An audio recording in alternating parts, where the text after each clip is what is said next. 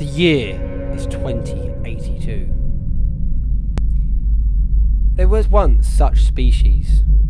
These species were known as S.k.I.T.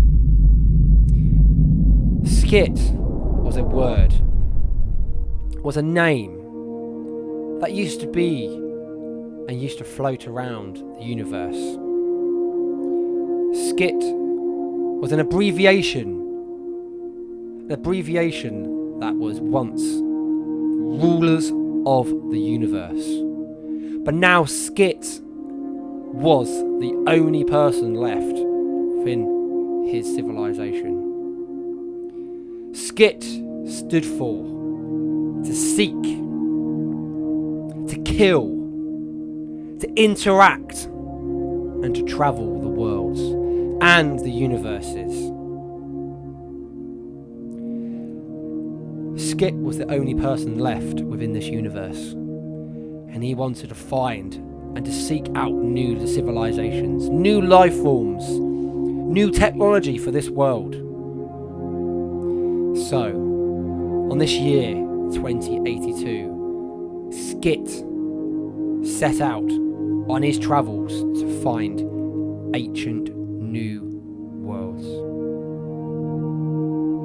Ancient Babylonian astronomers were quite familiar with a rogue world they called Nibiru, which they called the Doomed Star. Some legends spoke of it being greater than Jupiter, while others described it as being a sister to our own world.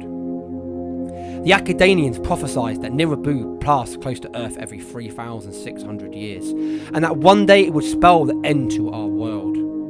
For millennia, humanity has had a fascination with the mysterious world that lacked any proof beyond ancient texts.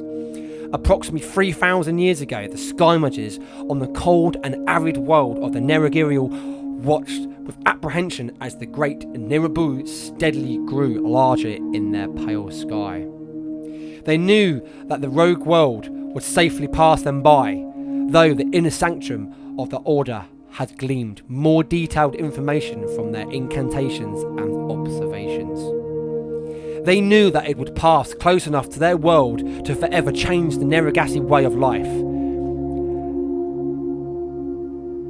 As planets passed each other, the moon of Neragai was ripped away from its home and spun away to join the minor worlds of the asteroid belt.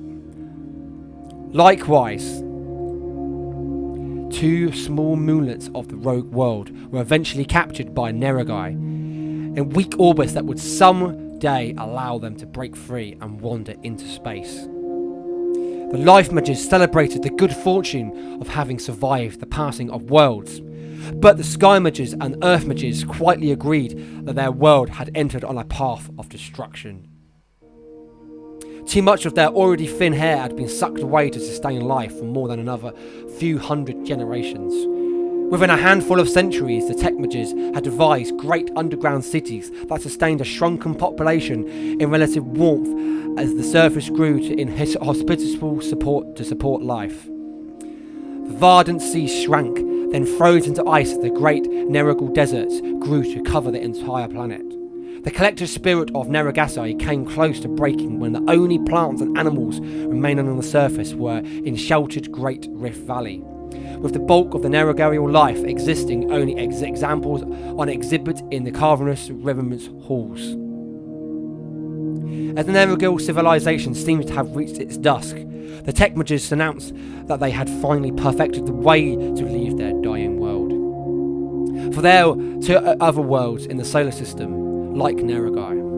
One, the innermost to the sun, had also endured a close passing by Nibiru, and was now enshrouded in choking clouds of acid with a surface temperature of molten lead. The third planet from the sun was another matter entirely. It was teeming with life, and had so much water on the surface that its light cast blue reflection when it was observed by the Sky Mages. No one on this blue world would have believed that they were being watched keenly and closely by intelligences greater than their own, perhaps almost as narrowly as man with microscope might scrutinise the transcendent creatures that swarm and multiply in a drop of water.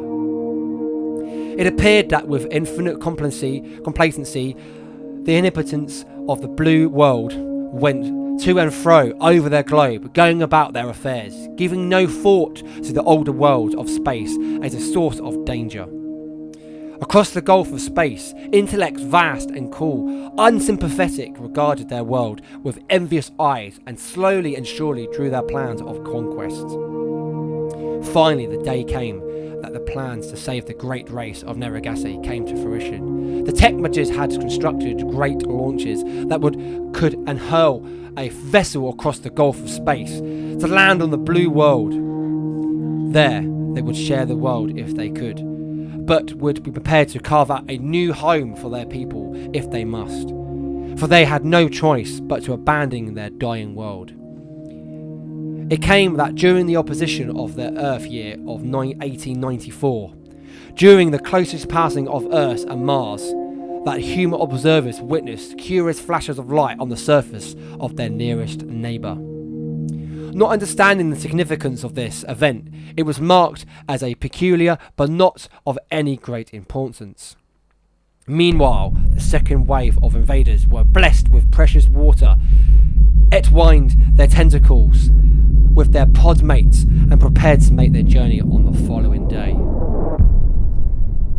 So, S.K.I.T goes out into the universe to explore this new and ancient world, to boldly go where no person has gone before. This